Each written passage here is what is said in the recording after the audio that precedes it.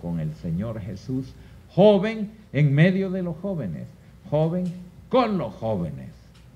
¿Sí? Y qué bonito es. Pero empiezan las dificultades. ¿Y cuáles son las dificultades? Tropiezos que uno encuentra en el camino. Yo caminaba también y de repente no vi una piedra y ¡pa! Caí por allá. Estaba todo listo y dijeron, si no tienen visa no pueden entrar a Panamá. ¿Ah? Teníamos ya los boletos y ahora dicen que no se puede. Los que venimos de allá de Honduras, que no se sabe si en Nicaragua nos van a dejar pasar. Y en fin, tantas cosas. Caray, uno dice, ¿cómo cuesta hacer el bien, verdad? Hacer el mal no cuesta nada, pero para hacer el bien se ponen un montón de obstáculos. Muy bien, el día 23, ustedes recordaron, y también el Santo Padre nos lo ha recordado, que en la carta a los Efesios nos dice San Pablo, y hoy es la fiesta de San Pablo. ¿Hay algún Pablo aquí?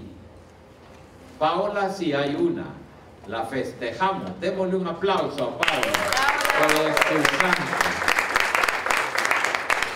Muy bien. Pues bien, San Pablo nos dice, antes de la creación del mundo, Dios nos escogió. ¿Para qué? Para ser santos e inmaculados en su presencia en el amor. Ahí está el plan. Ahí está el plan. Antes de la creación del mundo, Dios nos escogió para ser santos e inmaculados en su presencia en el amor. Qué lindo ese plan. Pero ¿cómo cuesta? Porque hay un enemigo que no nos quiere santos. No nos quiere santos. Y el enemigo se llama el tentador. Se llama el demonio.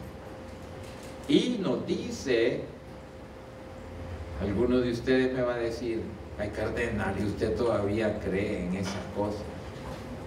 Yo creo en la palabra de Dios. Y San Pedro en su primera carta nos dice, hermanos, estén atentos y vigilen, porque el enemigo como león rugiente ronda buscando a quien devorar. Resístanle firmes en la fe. ¿Viste el plan? La llamada de Dios, ser santos e inmaculados en su presencia en el amor. El enemigo ronda buscando a quien devorar. Resístanle firmes en la fe. Y ahí vienen los principales problemas. Todo joven, cuando llegan a la juventud, saben cuáles son las dos principales cuestiones. ¿Cuáles son los dos principales interrogantes? La fe y el amor. Claro, la fe. Bueno, mi mamá me enseñó esto, mi papá me enseñó esto, yo crecí en un colegio salesiano donde me enseñaron catequesis y todo. Pero ¿será cierto toda esa onda? ¿No me habrán engañado? Porque yo tengo amigas y amigos que hablan de distinta manera, porque dicen esto, dicen lo otro, y uno dice, caray, ¿dónde estará? ¿Será de veras la fe? Y ya no me gusta ir a la iglesia, ¿para qué? ¿Es mejor ir a la discoteca o es mejor? Empiezan las dificultades. Y entonces en el camino uno dice, bueno, ¿y llevaré el buen camino o mejor me meto en otra onda? Y esto es precisamente las dificultades. Y la zancadilla nos la pone el demonio. Se llama el pecado. Se llama el pecado. El pecado es lo contrario al amor. Completamente. El diablo sabe mucha teología, sabe más que todos los doctores en teología, pero su problema es que no puede amar, odia, y como es el padre de la mentira, nos dice San Pablo, nos trata de engañar. y el engaño es el pecado. Por esa razón es que dentro de la Madre Iglesia tenemos lo que se llama la reconciliación sacramental. Sabe nuestro Dios que queremos ser santos, que queremos seguir su camino. El Señor Jesús nos trae enseñanzas bellísimas en el Evangelio, pero ahí está el enemigo, tratando de acecharnos y hacernos caer. Y por eso el Señor Jesús vino a mostrarnos la misericordia. ¿Qué quiere decir la misericordia? Quiere decir el amor, el corazón cerca de la miseria. Cordis en latín quiere decir corazón. Misericordia, la misericordia cerca del corazón. Y la misericordia, el Papa Francisco es un gran apóstol de la misericordia, se ejerce dentro de la iglesia por el sacramento de la reconciliación sacramental, que nosotros llamamos confesión. Ahora, yo no he podido ir porque me tienen entubado ahí, a donde estamos, en el Monte Albernia, y viene uno a dar su catequesis y después se lo llevan para allá, y allá queda uno. En el campo de la misericordia, tal vez ustedes han ido. ¿Quién ha ido? Levanten la mano. Ah, qué lindo. Pues en ese campo, ahí se celebra el sacramento de la reconciliación a todas horas, porque es prácticamente el remedio para el pecado. Ahora, el pecado es sutil, el pecado es engañoso, el pecado es algo que nos va debilitando la energía. ¿Dónde está tú que nos dijiste que debíamos tener energía, verdad? El pecado nos la va quitando, nos la va quitando, y cuando menos acordamos ya no te... ¿para qué voy a ir a la catequesis? Eso es aburrido, mejor me voy por ahí al cine, o me voy a pasear, o me voy... Se va perdiendo la energía. Y entonces, cuando uno ya no tiene energía, se convierte en un anémico. Y la anemia es una enfermedad bien peligrosa, porque no tiene síntomas. Cuando ya hay síntomas, ya se llama anemia perniciosa, ya no tiene curación. El pecado va debilitando, debilitando. A veces uno, cuando me toca preparar gente para el matrimonio, para el sacramento del matrimonio, a veces les pregunto, ¿y usted se confiesa? Desde la primera comunión. Digo yo, este es un cadáver ambulante, es un muerto que camina, porque lógicamente el pecado es la muerte del alma. Es todo lo contrario a la vida de la gracia. Y por consiguiente, el Señor nos deja este sacramento, que es un sacramento admirable, porque nos restituye la gracia. El pecado nos ha quitado. Pero verdad que la confesión no es popular hoy día. Nada popular. Nada popular. La gente piensa que nada. Bueno, yo creo que vamos a tener un periodo para preguntas, ¿verdad? Muy bien. Ya quiero ver qué preguntas me van a hacer, porque sé que hay buenas. Lo más importante es esto. El pecado no es un problema entre Dios y yo. El pecado daña toda la comunidad. Toda la comunidad.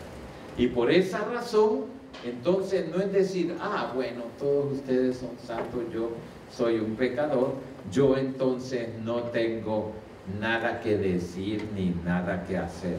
No, no. Aunque sea el pecado más escondido, hace daño a todo el cuerpo, a toda la comunidad. San Pablo nos dice que somos miembros de un solo cuerpo, el cuerpo de Cristo. Y si un miembro sufre, todo el cuerpo sufre. Así es verdaderamente aquello que el daño que hace el pecado en cada uno de nosotros y en toda la comunidad. Yo les digo, ¿quién de ustedes conoce o ha estudiado en física la electricidad? ¿Verdad? Por lo menos todos lo hemos hecho, si todos estudiamos física en la secundaria. Yo fui profesor de física también. Entonces, todos sabemos que en las nubes hay electricidad estática. Y esa electricidad estática a veces ya no se aguanta ahí arriba y entonces viene lo que se llama el rayo, el relámpago y el rayo, que es una descarga eléctrica enorme, puede achicharrar cualquier cosa. ¿Y cómo se protege uno de esos rayos? ¿Con un polo? No saben, con un polo a tierra.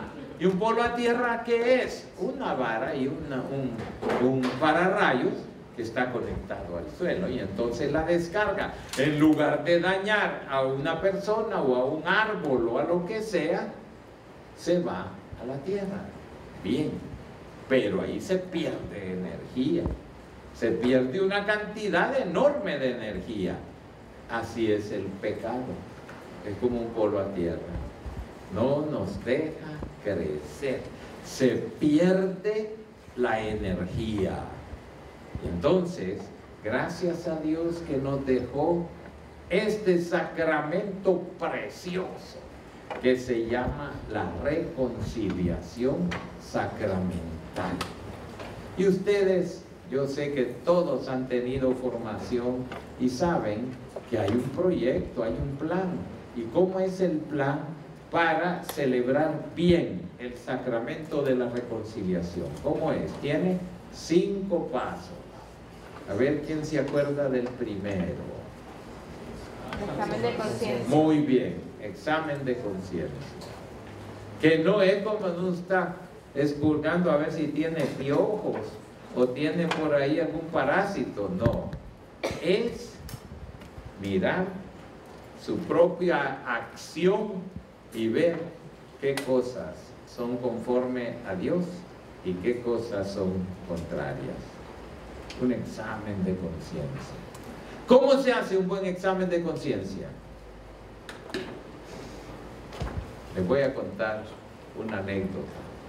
Yo era seminarista y estaba tomando unos cursos en un seminario salesiano allá en Estados Unidos, en Newton, New Jersey.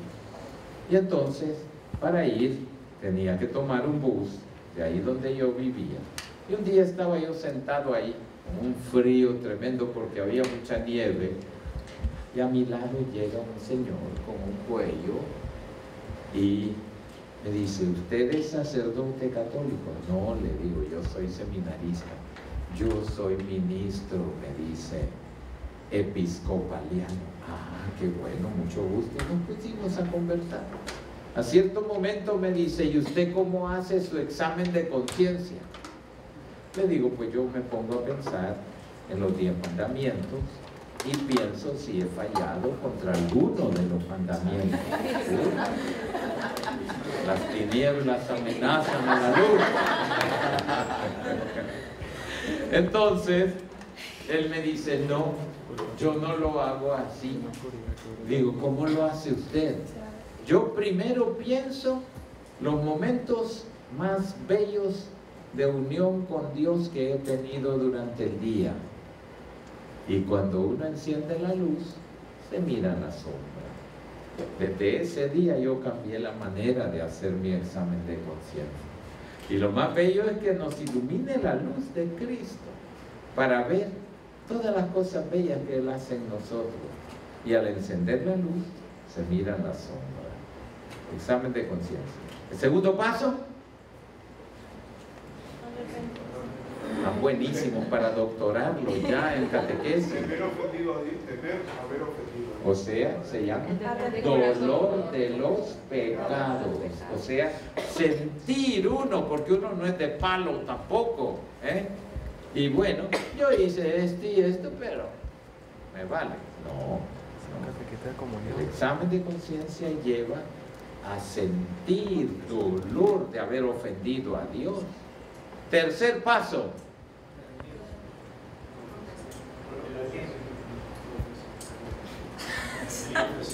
No.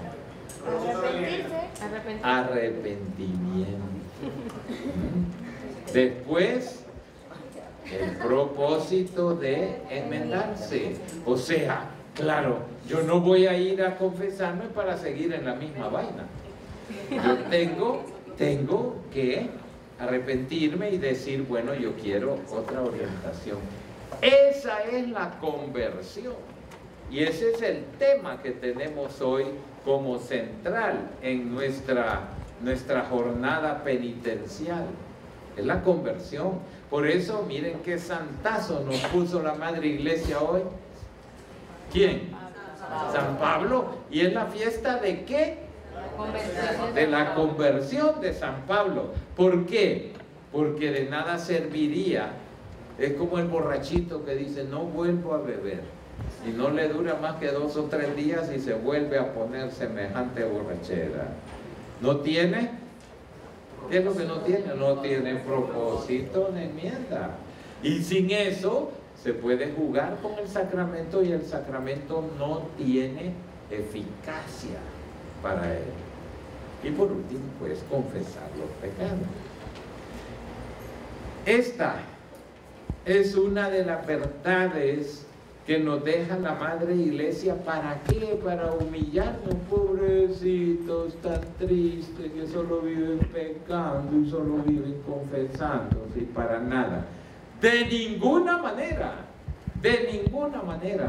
todos los santos se confiesan. Yo les voy a compartir algo muy bello que me ha tocado vivir. El Papa Francisco. Lo conozco de que lo hicieron obispo auxiliar de Buenos Aires, después como arzobispo, después en la conferencia de Aparecida, que trabajamos juntos en la comisión de redacción del documento final. Pues muy bien, el Papa Francisco tiene un confesor que es un padre franciscano, y el Papa Francisco se confiesa siempre.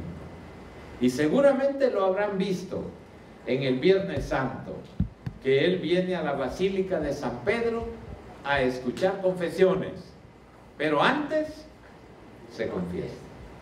Creo que habrán visto hasta la foto, ¿verdad?, de él. Bueno, estábamos en la reunión del Consejo de los Cardenales ahí en el Vaticano y falleció uno de los cardenales. Entonces todos dijimos, vamos a participar en la Eucaristía. Fueron las 4 de la tarde la Eucaristía. A las 5 terminó la Santa Eucaristía y teníamos que volver para seguir la reunión ahí en la casa Santa Marta. Se acercó el Papa y me dijo, mira, me vas a disculpar que voy a llegar un poco más tarde, porque yo me debo confesar. Ahí está mi confesor esperando. Les digo que eso vale más que un sermón sobre la confesión. Ver cómo el Santo Padre, que es el vicario de Cristo en la tierra, nos da un ejemplo de lo que significa. Y uno dice, es que yo no tengo pecados. Perfecto, felicitaciones. O ya está santo y entonces lo vamos a poner en el altar, o padece de miopía y de ceguera y de sordera, porque no se conoce su conciencia. El sacramento de la reconciliación, lejos de ser un peso, lejos de ser algo que verdaderamente, ay, es que me da vergüenza, es que qué aburrido, es que aquí, es que allá. San Juan Bosco, y aquí tengo muchos salesianos y salesianas, ¿qué decía don Bosco a sus niños, a sus jóvenes? He visto al diablo que se paseaba por los pasillos de la capilla con una linterna mágica. ¿Qué es eso de la linterna mágica? Era una atracción en las ferias, en los círculos, para ver colores y luces y todo. Y el diablo, dice, traía la linterna mágica para pasársela a los alumnos de tal manera que estuvieran distraídos en la misa y después tuvieran miedo de irse a confesar. ¿Ah? Entonces no le hagan el jueguito al cachudo, ¿eh? No hay que aceptar ese tipo de cosas, porque es que muchos piensan que la confesión es como la lavandería, como la dry cleaning. Uno lleva la ropa sucia y ya sale limpia. El sacramento es fuente de gracia. O sea, en cada celebración sacramental no es tan importante lo que uno va a dejar ahí, a los pies de la misericordia. Es lo más importante lo que uno va a recibir. ¿Y qué es lo que va a recibir? Crecer en el amor, crecer en la gracia, crecer en fortaleza. Porque ciertamente, yo lo suelo decir a los jóvenes en el sacramento de la confirmación cuando le hablo a los padrinos. Los jóvenes son buenos, pero están rodeados de tentaciones. ¿Y cuál es el mandato? ¿Cuál es la palabra del Señor? ¿Se acuerdan cuando fueron los 3 amiguitos de Jesús al huerto de los olivos? ¿Qué les dijo el Señor? Oren aquí mientras yo voy a orar allá. Y cuando regresó los halló en oración, ¿verdad? Y dormido. Y ese es el problema cuando hay católicos dormidos. ¿Ah? Católicos dormidos que no se dan ni cuenta de las acechanzas del mal, y cuando llegan, basta un soplidito y ya se los tumba. Por eso hay que orar para no caer en la tentación. Y aquellos dormidos, por dormidos, todos cayeron. Todos negaron al Señor Jesús. Por esa razón, el sacramento nos da fuerza, nos renueva. Hubo un santo de la iglesia, San Juan María Vianney, el cura de Ars, un pueblo de Francia, que era el pueblo de lo peorcito que había. Ahí estaba reunida toda la mafia, y lo mandan al pobrecito ahí. Convirtió, transformó ese pueblo. ¿Cómo? Si a él hasta le costaba predicar. ¿Cómo transformó ese pueblo? Con el sacramento de la confesión. Y entonces narra la historia que uno de sus penitentes le dijo: mire, padre, yo ya no puedo más, yo ya no tengo fuerza, yo prometo una cosa y vuelvo a caer, y prometo otra vez y vuelvo a caer. ¿Sabes cuál es la solución?, le dijo el santo cura de Ars. Confiesa. Pero confiesa, simplemente confiesa, y vas a ver que con la fuerza del sacramento vas a vencer. Es uno de los puntos que debemos tener siempre presente, queridos amigos, porque en el camino de la conversión uno encuentra dificultades. A veces el campo está precioso y la calle está pavimentada, pero otras veces está llena de baches. Y entonces uno dice a cierto momento: hay una señora amiga mía que me acaba de escribir. Su hija mayor y su esposo eran aficionados a ese deporte que es lanzarse por paracaídas de un avión. Bueno, la semana pasada estaban practicando el deporte, se lanzaron, los paracaídas fallaron y murieron. Y entonces la persona me dice: ay, qué difícil se me hace orar, no puedo orar. Y entonces, ¿cuál es el problema? Ella, sin duda alguna, siente como un resentimiento con Dios. Siente que, ¿por qué Dios le quitó a sus hijos? Dios no se los quitó. Fueron paracaídas defectuosos. Ah, pero Él pudo haberlos salvado. Pero resulta que Dios no actúa así. No hace milagritos así nomás. El milagro es una respuesta a la fe. Y sin duda alguna, los planes de Dios son otros. Pero a veces nos cuesta aceptar momentos así tan difíciles. Yo he encontrado personas que me dicen: ah, ¿por qué me quitó a mi papá? Dios no te quitó a tu papá. Él tomó lo que es suyo. Y no decimos que somos de Él, pues. Claro. Y entonces la vida es un don. Y ese don, Él nos la da y Él nos la puede tomar también. No para quitar la vida, sino para dar la vida. Entonces ahora me toca a mí. Ya me voy a ir a poner el paredón para que me disparen. Muy bien. Vamos a ver, ¿quién quiere romper el hielo? Ahí me va a preguntar. Al menos en Venezuela, y me imagino que también en Centroamérica, que hay porciones más o menos significativas de iglesias protestantes, existe la teoría de yo me confieso con Dios. Y aunque seamos católicos, la justificación a veces no es válida y tratamos de escondernos detrás de eso. Y uno puede ser por la pena, porque yo también me he encontrado muchachos que dicen por pena, porque se me repite otra vez el pecado, el mismo pecado siempre. Entonces ya como último, ya como resignado, bueno, yo me confieso con Dios y ya.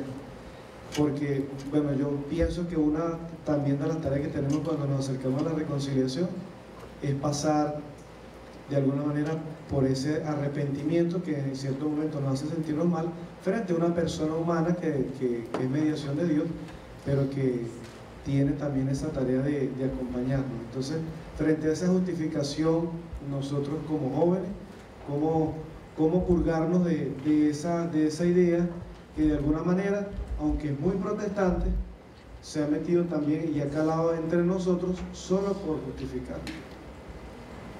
Muchas gracias. Una pregunta muy interesante, porque tú sabes qué es lo que ocurre cuando en una colina o en una montaña empiezan a cortar los árboles y se van cortando. Total, la madera es para usarla, De repente vienen muchas tormentas y la tierra queda, ¿cómo se llama? Erosionada. Esto es lo que hacen muchos mensajes protestantes. Erosionan la fe de muchos católicos. Y una de las acechanzas es esta: ¿para qué te vas a confesar con un cura si son todos pedófilos? Si son todos corruptos, si te van a... ¿Qué te puede decir un cura?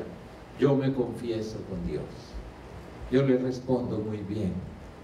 Si tú me dices dónde en la Biblia está que tú te puedes confesar con Dios, me lo buscas y me convences.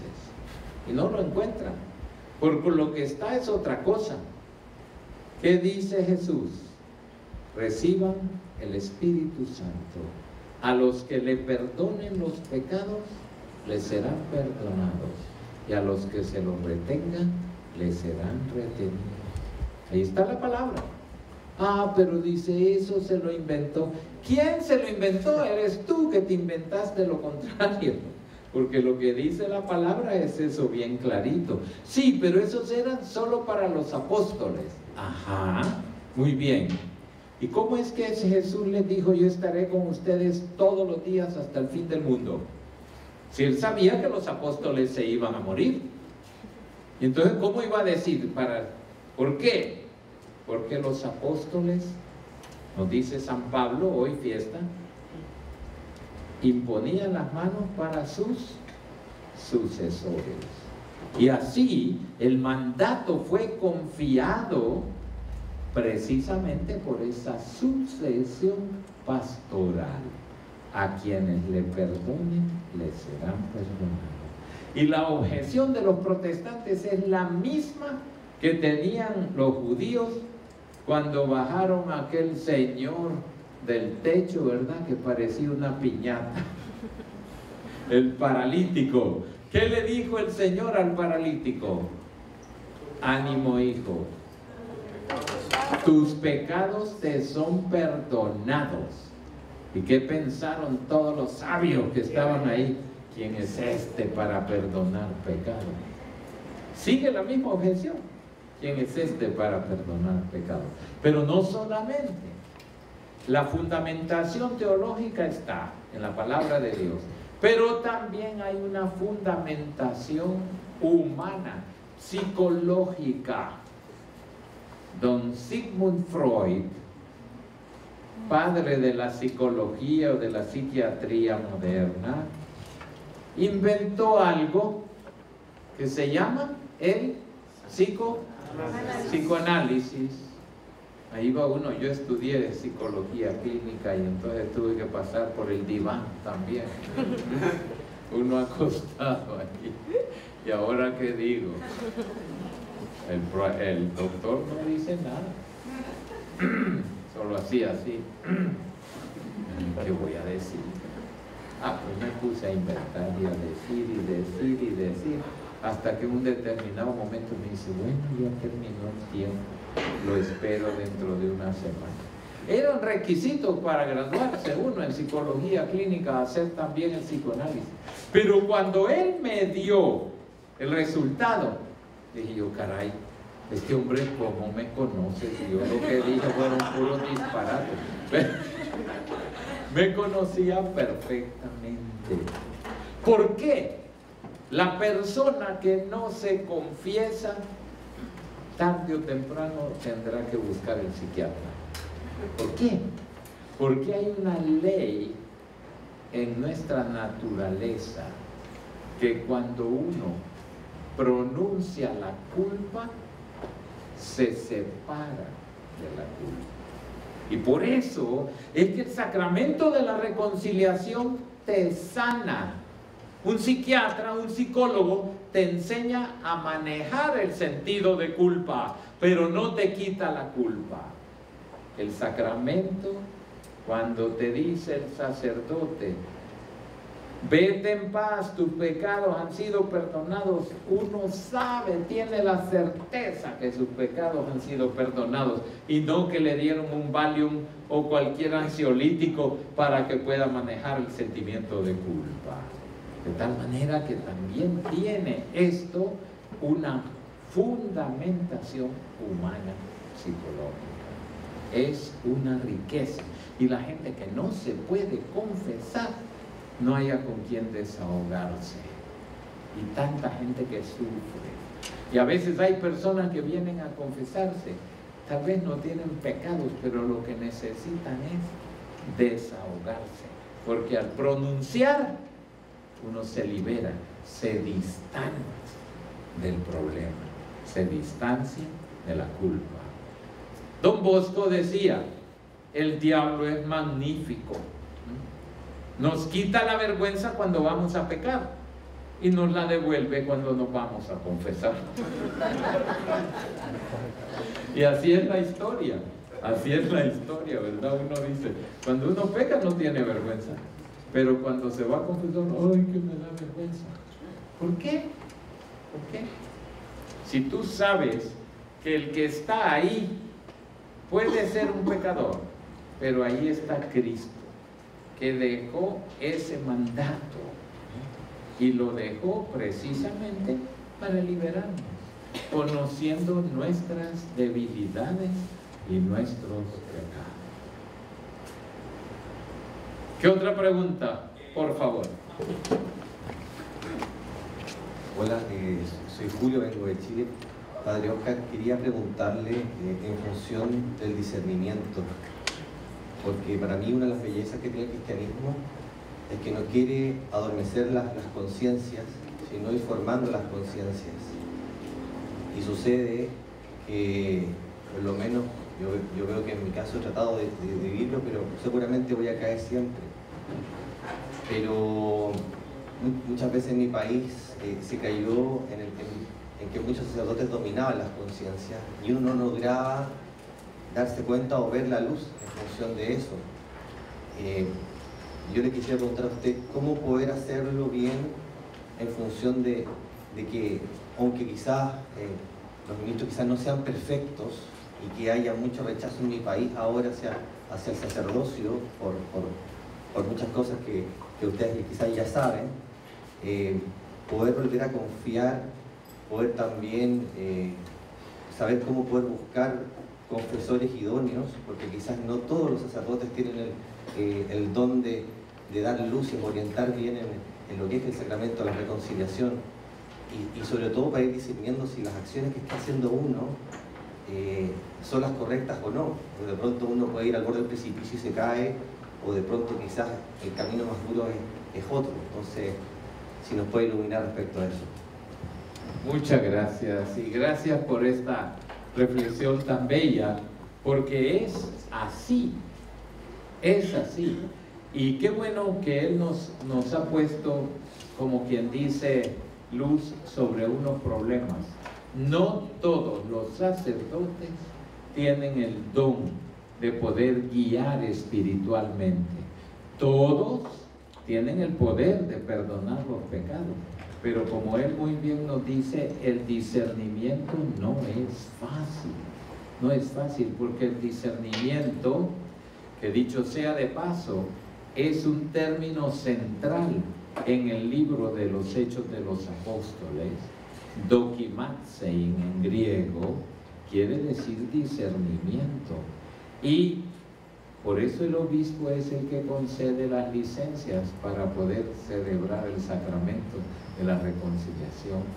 Y antes el presbítero tiene que pasar por un curso en el seminario, ¿verdad?, que le llamaban de audiendas, o sea, de oír las confesiones, y un examen que se tenía que dar, y luego, aunque ya el presbítero sea ordenado, el obispo es el que tiene que discernir si esa persona tiene la capacidad de ser un guía espiritual, porque en el sacramento de la reconciliación, como él muy bien lo dijo, se va formando la conciencia, y la conciencia es el tesoro más grande que tiene el ser humano. Es, dice el Concilio Vaticano II, el sagrario donde Dios nos habla. Por eso hay que formar la conciencia. La conciencia no puede quedar el capricho, no, hay un discernimiento. Por eso, ¿alguno de ustedes sabe del sínodo de los jóvenes que terminó en el mes de octubre? Pues bien, en ese sínodo, ¿qué pidieron los jóvenes a los obispos? Acompañamiento espiritual.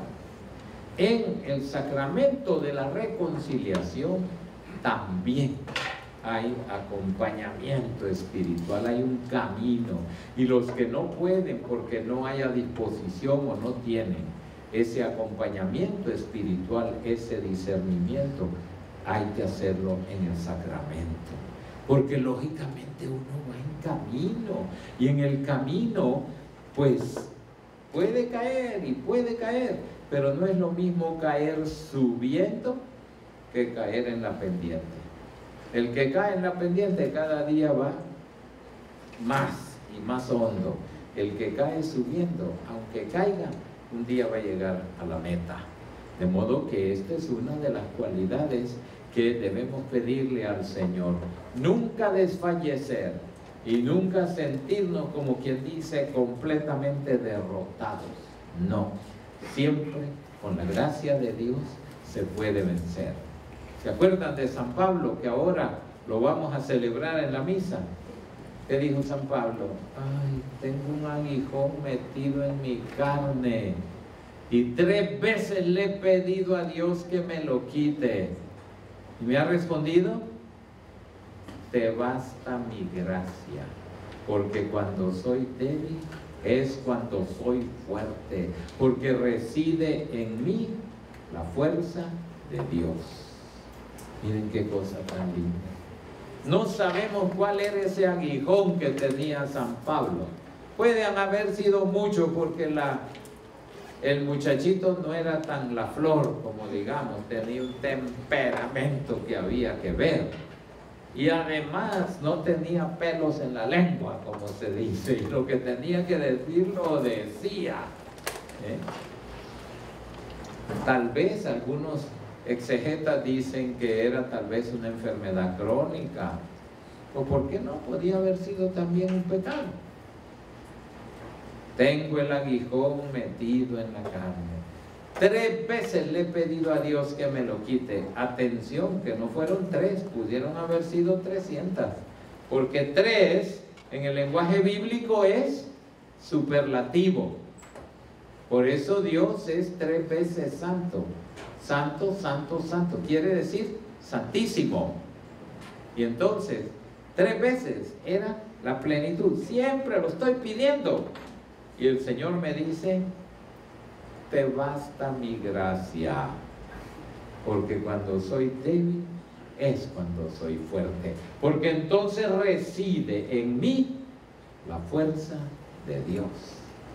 Muy importante entonces, y gracias por esa reflexión, que es indispensable. Y aunque el sacerdote fuera un gran pecador, ahí está Jesús, que es el que te absuelve en ese momento. Ya Él tendrá que darle cuenta al Señor si ha sido un ministro indigno. Pero yo le puedo decir que yo conozco muchísimos sacerdotes muy santos, muy santos. Y en Chile también, porque me invitó el señor arzobispo 2 veces a predicarle ejercicios al clero de Santiago. Y es cierto que ha habido unos casos muy dolorosos, pero la gran mayoría son sacerdotes santos. Y la iglesia va a seguir y va a llegar. Bueno, en la historia de la iglesia hasta tuvimos papas que eran muy poco ejemplares, ¿verdad? Pero la iglesia ahí sigue porque es de Jesús, no es nuestra. Así que adelante. Bueno, pues la pregunta que yo le quiero realizar, me imagino que muchos de nosotros la hemos tenido en algún momento. Sabemos que el sacramento de la reconciliación está disponible para nosotros 24/7. Incluso nosotros podemos buscarlo cuando nosotros queramos. Y acá lo tenemos a disposición en todo momento. Pero en muchas ocasiones suele pasar que olvidamos uno que otro pecado. O sea, probablemente hay muchos pecados que son como desde niños, como desde pequeños, y no los recordamos, y nunca los hemos confesado. ¿Qué puede pasar con esos pecados? Gracias. Y una pregunta muy interesante que a lo mejor ustedes mismos se la han hecho algunas veces. ¿Qué piensan que es Dios? ¿Es un juez minucioso que va a revisar toda la lista de compras del supermercado? Dios es Padre. Y lo más importante no es el pecado, sino el amor. Y entonces el hecho de que uno llega a confesarse quiere decir que ama a Dios y ama la gracia, y por eso se confiesa. Si algo se le olvidó, bendito sea, ya está borrado. ¿Por qué? Porque Dios no es así meticuloso. Si ya aquello tú confesaste, lo que te acuerdas, de eso eres responsable. De lo que no te acuerdas no eres responsable. Y si alguna vez, porque a veces el subconsciente nos juega unas pasaditas, si alguna vez aquello vuelve y te pone un escrúpulo, caray, no lo confesaste y todo, ¿qué no vas a confesar cuando te acuerdes? Y si no te acuerdas, no hay ningún problema. Porque Dios no es meticuloso ni nos anda juzgando por lo que no nos acordamos. Para cometer pecado se necesita libertad. Y muchas veces esto que puede haber sido físicamente o como sea un pecado, no había libertad, no había madurez, no es pecado. No es pecado. La penitencia también es parte de la reconciliación, es decir, si uno se confiesa cuando, por ejemplo, a veces la misa está dando la misa y al mismo tiempo hay confesiones, y si uno sale, o sea, uno tiene que seguir con la misa o tiene que hacer mejor la penitencia. Muy buena pregunta. Lógicamente, ¿por qué se nos pone una penitencia? No es la multa. Me pasé un semáforo en rojo, me ponen una multa. La penitencia no es una multa, es un recurso pedagógico para que uno supere el pecado. Ahora bien, por mucho tiempo, pues el confesor nos decía, como penitencia rece 3 Padres Nuestros. La oración no es penitencia, la oración es la respiración del alma. Pero ¿cómo? La gente no estaba muy preparada para la celebración del sacramento, muchas veces se usaba esa praxis. Y entonces ustedes veían, a mí me tocó como joven también, yo me confesaba, me decían rece tanto por penitencia, me iba al altar y rezaba y ya cumplí, ya pagué la multa. Más bien, el sentido de la penitencia es un recurso pedagógico para ayudarte a crecer. Por ejemplo, si a mí un niño viene y me dice, fíjese que he dicho 20 malas palabras, bueno, hoy te voy a dejar como penitencia que trates de decir menos, porque yo sé que va a decir alguna más, porque a veces no es ni pecado, es un hábito. Hay gente que tiene el hábito que no puede decir este señor si no dice este hijo de tantos, y lo dicen con la mayor naturalidad, con una manera de hablar, Eso no es un pecado, porque un pecado es conscientemente querer ofender a Dios. Pero claro, no es un buen lenguaje para un cristiano. Tú puedes llegar a cambiar tu vocabulario para que no sea un vocabulario así, digamos, un poco soez. No, para que sea de una persona educada. Y eso le ayuda a uno lo llamada penitencia. Ahora, si no le dijeron o no la escuchó porque estaba la música a todo volumen ahí, a duras penas escuchaba uno lo que le decía el confesor, uno mismo también puede tomarlo como penitencia. Me gusta tanto el helado que ya quisiera irme a comer uno. Yo soy uno. Si allá afuera hubiera un helado, ya me lo iba a comer. Entonces, como penitencia, esta semana no me voy a comer ni un solo helado. ¿Para qué eres masoquista? No, es para superar pedagógicamente. Uno mismo puede usar la pedagogía. Es algo parecido a la pregunta sobre el pecado mortal. Yo lo que tengo entendido que los pecados mortales no son confesados, uno mismo se condena.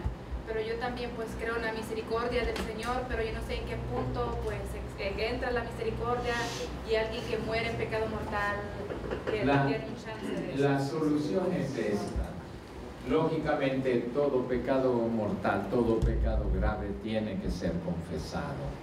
Pero cuando no se puede, de lo imposible nadie está obligado. Y un buen acto de arrepentimiento y de contrición perdona el pecado, y uno solamente si tiene posibilidades después puede confesar, pero se puede. La indulgencia es una verdad. ¿Y es una verdad de qué? Es una verdad de amor. Y entonces, cuando dicen, vamos a orar por intención del Santo Padre para ganar indulgencias, se enciende un foquito amarillo, no rojo, un foquito amarillo que dice, atención, no es así. Yo no estoy ganando ni estoy comprando pedacitos de cielo con unas monedas. Acuérdense que la rebelión de Martín Lutero comenzó así, porque había unos predicadores que decían: en el momento en que las monedas caen en el cacharro, salen las almas del purgatorio. No, no es así, no es así.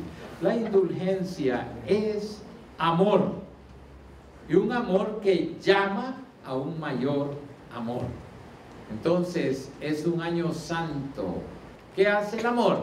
Motiva más amor.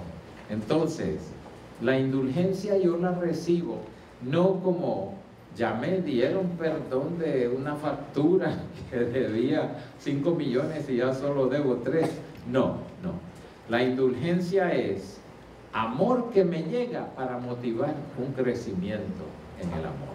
No es, como le llamaba, el trueque. Sí, no es el trueque, sino es amor.